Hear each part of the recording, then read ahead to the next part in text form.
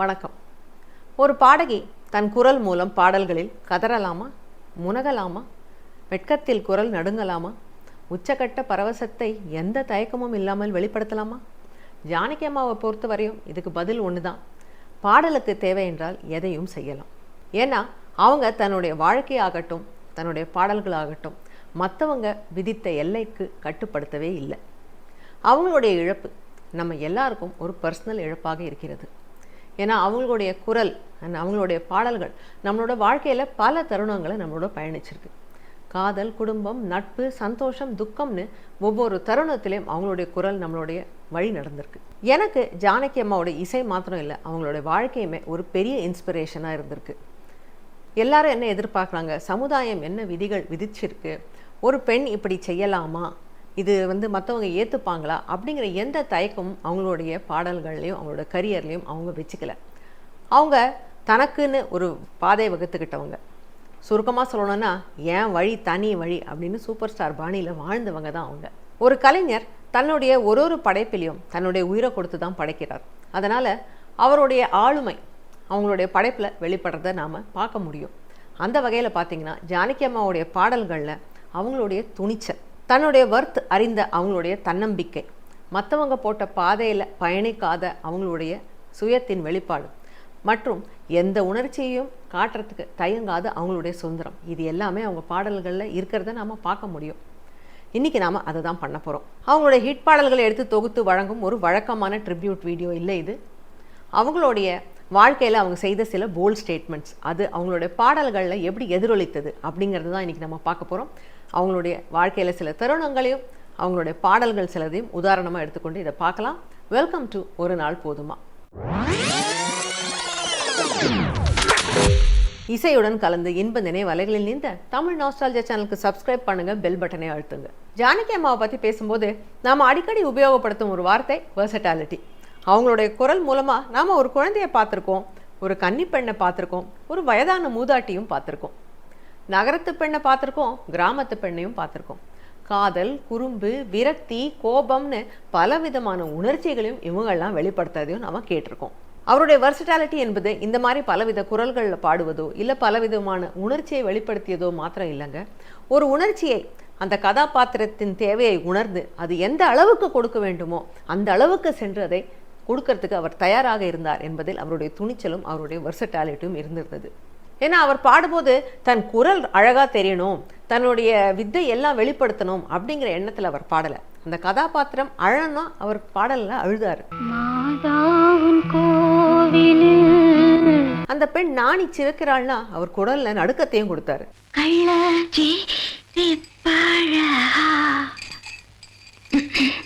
பரவசத்தில் மூச்சு தடுமாறணும்னா எந்தவித தயக்கமும் இல்லாமல் அதை தன் குரலில் வெளிப்படுத்தினார்.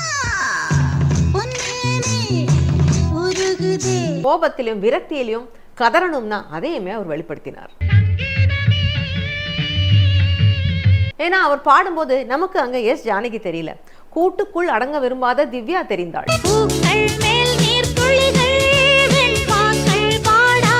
தன் பெண்மையை வெளிப்படுத்த தயங்காத பாப்பாத்தி தெரிந்தாள். காதலன் வருவானா என்று தவித்த அர்ச்சனா தெரிந்தாள்.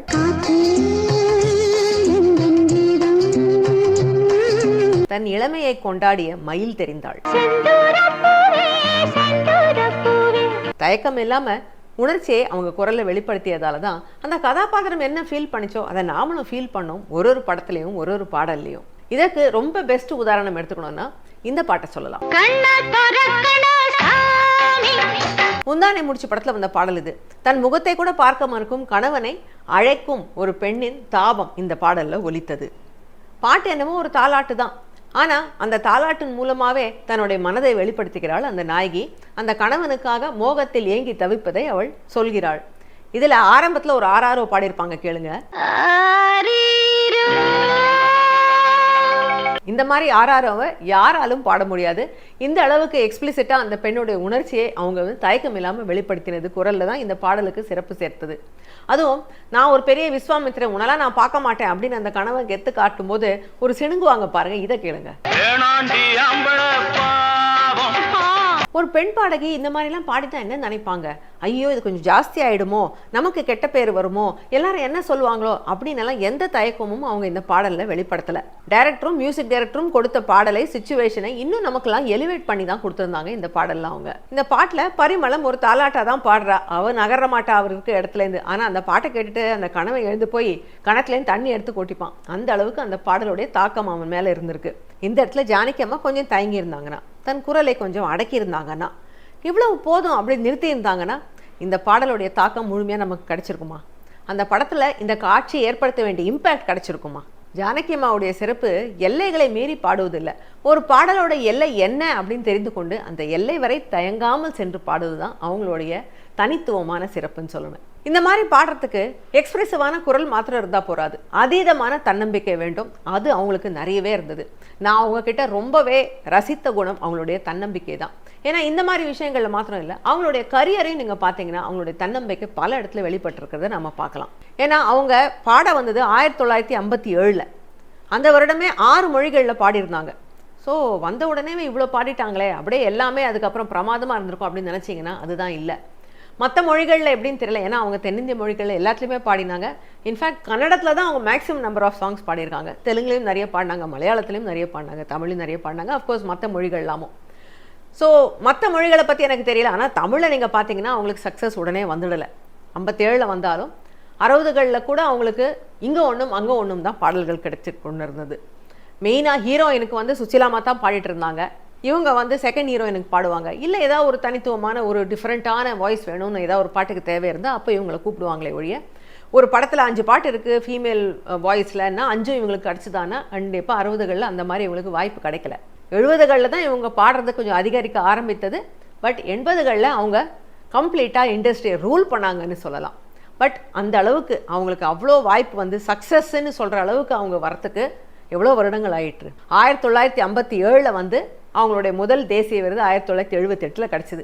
ஸோ 20 வருஷம் கிட்டத்தட்ட காத்துட்டு இருந்தாங்க சாதிக்கிறதுக்கு. அவங்க பாட வந்த புதுசில் நிறைய கிரிட்டிசிசம் இருந்தது. அவங்க ரொம்ப ஹை பிச்சில் பாடுறாங்க அப்படிங்கிறது ஒரு குற்றச்சாட்டாகவே பலரும் வைத்தார்கள். ஆனால் அந்த ஹை பிச்சே எது அவங்களுக்கு வந்து ஒரு கிரிட்டிசிசமாக அமைந்ததோ அதுவே அவங்களுக்கு ஒரு பெரிய வாய்ப்பாக அமைந்தது இந்த பாடலில்.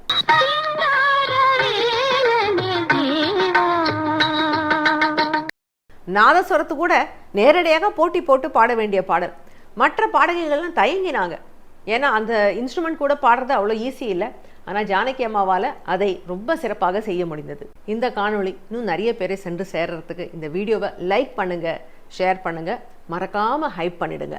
பட் சிங்காரவேலனை தேவா பாடின உடனே அவங்களுக்கு நிறைய வாய்ப்புகள் கிடைத்ததான்னா அதுவும் இல்லை. இது பாடியும் இந்த மாதிரி ஒரு பாட்டை டெலிவர் செய்த பிறகும் கூட அவருக்கு வந்து வாய்ப்புகள் நிறைய கிடைக்கல தமிழில். இந்த மாதிரி சில விஷயங்கள் வந்து நிறைய பேரை வந்து நிலைக்குலைய செய்யும். ஐயோ நமக்கு ஸ்டைலை மாற்றணுமோ, நம்ம ஏதோ சரியாக பண்ணலையோ அப்படிங்கிற செல்ஃப் டவுட்ஸ் எல்லாம் வருதுங்கிறது ரொம்ப சாதாரணம். அண்ட் இந்த மாதிரி செல்ஃப் டவுட்ஸ் வரும்போது போட்டியும் பொறாமையும் வருது ரொம்ப சாதாரணம், அது மனித இயல்பு. அந்த காலகட்டத்தில் நம்பர் 1 பாடகி சுசீலாம்மா, அவங்களோடது ஜானகி அம்மாவுக்கு போட்டியோ பொறாமையோ இருந்ததே இல்லை. எப்பவுமே நட்போட தான் இருந்திருக்காங்க. நிறைய மேடை நிகழ்ச்சிகளில் 2 பேரும் சேர்ந்து கிக்கின்னு கிகில் பண்ணிட்டு இருப்பாங்க, சின்ன பெண்கள் போல. அந்த அளவுக்கு அவங்களுக்குள்ள ஒரு நட்பும் ஒரு தோழமையும் இருந்ததுங்கிறது ரொம்ப ஆச்சரியமான ஒரு விஷயம். ஸோ ஜானகி அம்மா ஆம்பிஷஸாக இருந்தாங்க, ஆனால் இன்செக்யூரிட்டி அவங்களுக்கு இருந்ததே இல்லை. அதுதான் நான் அவங்க கிட்ட வியக்கிற ஒரு பெரிய விஷயம். அதை வந்து நிறைய பேர் வந்து நம்மளோட வாழ்க்கையில் நம்ம ஒரு பாடமாக எடுத்துக்கணும். நம்ம ஏதோ ஒரு பண்ண ஆரம்பிக்கிறோம், அதுக்கு உடனடியாக ரிசல்ட் கிடைக்கலனா கூட நம்ம செய்யறதை நம்ம செஞ்சுட்டு இருப்போம். பகவத்கீதையில் சொன்ன மாதிரி கடமையை செய்துக்கிட்டே இருப்போம், அதுக்கு பலன் ஒரு நாள் நிச்சயம் வரும் அப்படின்னு நம்பிக்கையோட நம்ம செய்யறதை சிறப்பாக செய்துக்கிட்டே இருக்கணுங்கிறது அவங்க வாழ்க்கையில் அவங்க வாழ்ந்து காமிச்சிருக்காங்க. இந்த விஷயத்தை ஒரு பாடல் மூலமாகவும் அவங்க வெளிப்படுத்தியிருக்காங்க. பாடவா உன் பாடலை,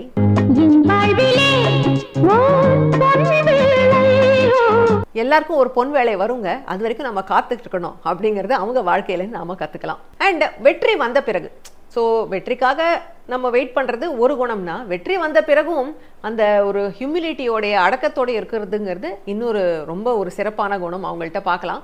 அவங்க நிறைய பாடகர்களோடு இணைந்து பாடியிருக்காங்க. மற்ற பெண் பாடகர்களோடு அவங்க இணைந்து பாடும்போது கூட அவங்க எந்த இடத்துலையும் வந்து இன்செக்யூராக ஃபீல் பண்ணி தான் டாமினேட் பண்ணோம் அப்படின்லாம் இருந்ததே இல்லை. ஈக்குவல் ஸ்பேஸ் கொடுப்பாங்க. எஸ்பி ஷைலஜாவோட நிறைய பாட்டு பாடியிருக்காங்க. அண்ட் ஈக்குவல் ஸ்பேஸ் கொடுத்து ஒரு ரெஸ்பெக்ட்ஃபுல்லாக தான் இருக்கும் அவங்களுடைய சாங் டெலிவரி. எல்லாமே டாமினேட் செய்யவே பார்க்க மாட்டாங்க.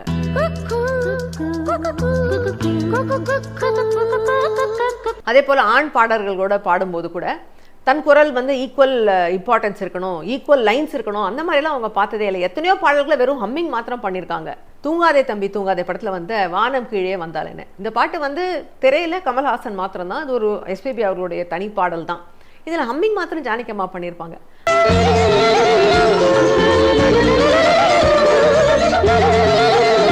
அதுக்கு ஜானகி அம்மா தான் ஹம்மிங் பண்ணியிருக்கணும்னு இல்லை, கோரஸ் பண்ணியிருக்கலாம். ஏன்னா அந்த திரையில் வந்து பெண் ஆர்டிஸ்டே கிடையாது, குரூப் டான்சர்ஸ் மாத்திரம்தான்.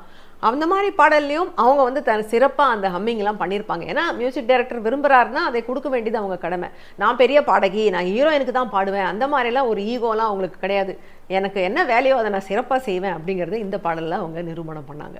ஆக்சுவலி உண்மையான கான்ஃபிடென்ஸ் எதுன்னு பார்த்தா எப்பவுமே ஸ்பாட்லைட்டில் இருக்கிறது இல்லை. ஸ்பாட்லைட் தன் மேலே இல்லாத போதும் தன்னுடைய மதிப்பு குறையாது அப்படின்னு தெரிஞ்சு ஒருத்தர் ஷுவராக இருக்காங்க பாருங்கள், அதுதான் ரியல் கான்ஃபிடென்ஸ். அது அவங்க கிட்ட நிறையவே இருந்தது. தன் நேரம் வரும் வரை காத்திருக்க தெரிந்தவர், அந்த நேரம் வந்த பிறகு அதை அடக்கமாக ஏற்றுக்கொள்ள தெரிந்தவர், ஒரு பெரிய இழப்பு வந்த போதும் அதை தன் வழியிலேயே எப்படி வெளிப்படுத்த வேண்டும் என்பதையும் அறிந்திருந்தார் அவர். அவங்களுடைய நெத்தி நிறைய பொட்டோட இவ்வளோ பெரிய குங்குமம் போட்டு வச்சுருப்பாங்க, அந்த மாதிரியே பார்த்து பழகின நமக்கு அவருடைய கணவர் இறந்த பிறகு அவங்க அது எல்லாத்தையும் விட்டுட்டு வெள்ளை ஆடை அணிந்து நெத்தியில் விபூதி மாத்திரம் போட்டு பார்த்தது ஒரு பெரிய அதிர்ச்சியாகத்தான் இருந்தது. 90கள் முடியும் தருவாயில் தான் அவர் கணவனை இழந்தார். அந்த டைம் பீரியடில் நீங்கள் பார்த்தீங்கன்னா இந்த மாதிரி வெள்ளை ஆடை உடுத்தணும் கணவனை எழுந்த பெண்கள் அப்படிங்கிற ஒரு சட்டம் நிறைய போயிடுது. அந்த இதெல்லாம் வந்து சமுதாயத்தில் அந்த எதிர்பார்ப்புகள் இல்லை. அந்த காலகட்டத்தில் இவங்க இப்படி செய்தது ஒரு பெரிய அதிர்ச்சியாக இருந்தது எனக்கு. உண்மையை சொல்லணும்னா இவ்வளோ முற்போக்காக இவ்வளோ தன்னம்பிக்கையாக வாழும் பெண் ஏன் இந்த மாதிரி ஒரு பிற்போக்கான முடிவை எடுத்தார்கள், தன்னை ஏன் இப்படி வெளிப்படுத்தி கொண்டார்கள் அப்படிங்கிற கேள்வி என் மனசில் இருந்தது உண்மைதான். ஆனால் காலம் போக போக இது எனக்கு புரிஞ்சுது. ஏன்னா ஒரு பெண் சமுதாயம் இதைத்தான் தங்கிட்ட எதிர்பார்க்குது அப்படின்னு ஒரு விஷயத்தை செய்தால் அது வந்து ஒரு எல்லைக்குள் கட்டுப்படும், ஒரு சாதாரண பெண் எடுக்கும் முடிவு. ஆனால் சமுதாயம் எதிர்பார்க்காத போதும் ஒரு முடிவை அவர் தேர்ந்தெடுக்கிறாள்னா அது அவளுடைய சுயத்தின் வெளிப்பாடு தானே. இந்த இடத்துல யாரும் எதிர்பார்க்கல அவங்க வெள்ளை உடைய அணியணும், இந்த கோலத்தை அவங்க பூண்டு இருக்கணும் அப்படின்னு. ஆனாலும் அது அவங்களுடைய சாய்ஸ், அதை அவங்க தயக்கம் இல்லாமல் எடுத்தாங்க. ஏன்னா நானே நினச்சேன் ஏன் இந்த மாதிரி செய்தார்கள்னு. நான் நினைக்கிறத பற்றி அவங்களுக்கு என்ன போச்சு, அவங்களுக்கு தோணியதை அவங்க செய்தாங்க. நான் இப்படித்தான் என்னுடைய நிலைமையை வெளிப்படுத்த வேண்டும் அப்படின்னு அவங்க விரும்பினாங்க, அதை அவர்கள் செய்தார்கள் எந்தவித தயக்கமும் இல்லாமல். இந்த ஆடை அவங்க அணிந்தாலும் அவங்க தன்னுடைய இயல்பை மாற்றிக்கொள்ளவில்லை. குறும்புத்தனத்தை விடலை, குழந்தைத்தனமான சிரிப்பை அவங்க விடலை, பொது நிகழ்ச்சிகள்லேயும் தன்னை விலக்கி வைத்து கொள்ளலை, எந்த விதமான மாற்றத்தையும் தன்னுடைய ஒரு இயல்பில் அவங்க செய்தலை. இந்த ஒரு சிறிய கிளிப்பை பாருங்களேன். இஞ்சி இடுப்பழக பாடின உடனே நீங்கள் ரொம்ப எக்ஸ்பிரஷனோட பாடினீங்க, பேசாமல் நீங்களே நடிச்சிடுங்கன்னு சொன்னார். ஐயோ ஒரு பாட்டு வேஷம் இருந்தால் கூடப்பா பண்ணுறேன்னு சொன்னேன். என்ன ஒரு குழந்தைத்தனமான சிரிப்பு பாருங்க, கள்ளம் கபடம் இல்லாத ஒரு வெளிப்பாடு. ஸோ உடைங்கிறது அது வந்து ஒரு விதமான ஒரு எக்ஸ்பிரஷன் ஆஃப் செல்ஃப், பட் அது மாத்திரம் இல்லை அப்படிங்கிறதையும் நாம் இதில் பார்க்கலாம். அவங்களே பாடியிருக்காங்க ஒரு பாடல்.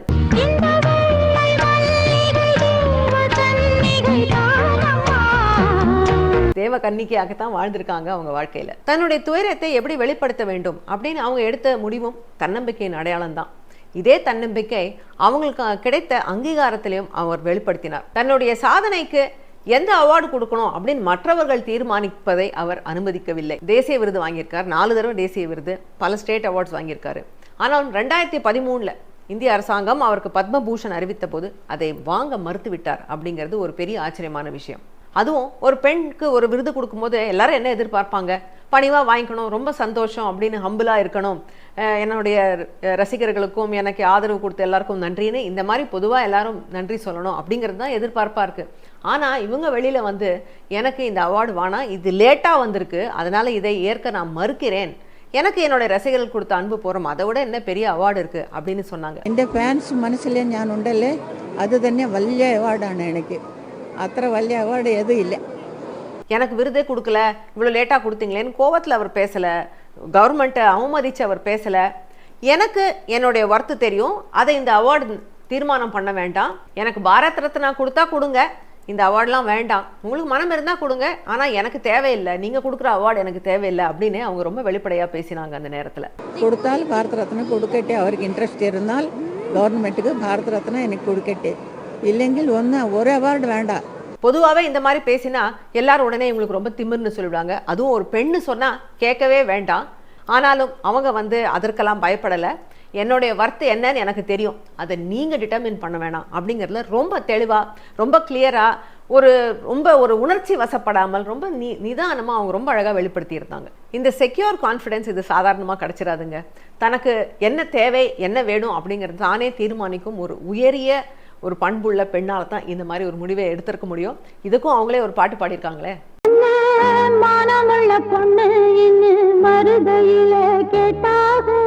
நான் மானமுள்ள பெண் அப்படின்னு அவங்க அறிவிக்க வேண்டிய அவசியமே இல்லை. அவங்க எடுத்த முடிவுகளும் அவங்களுடைய செயல்களுமே அதுக்கு சாட்சியாக இருந்தது. ஜானகி அம்மா பாடும்போது அவங்க குரலை நாம் ஒரு தாயின் அன்பை அனுபவித்திருக்கிறோம், ஒரு காதலின் குறும்பை ரசித்திருக்கிறோம், ஒரு குழந்தையின் துடுக்குத்தனத்தையும் பார்த்துருக்கோம். ஆனால் இதில் எல்லாமே அவங்களுடைய சுதந்திரத்தையும் நாம் உணர்ந்திருக்கோம்.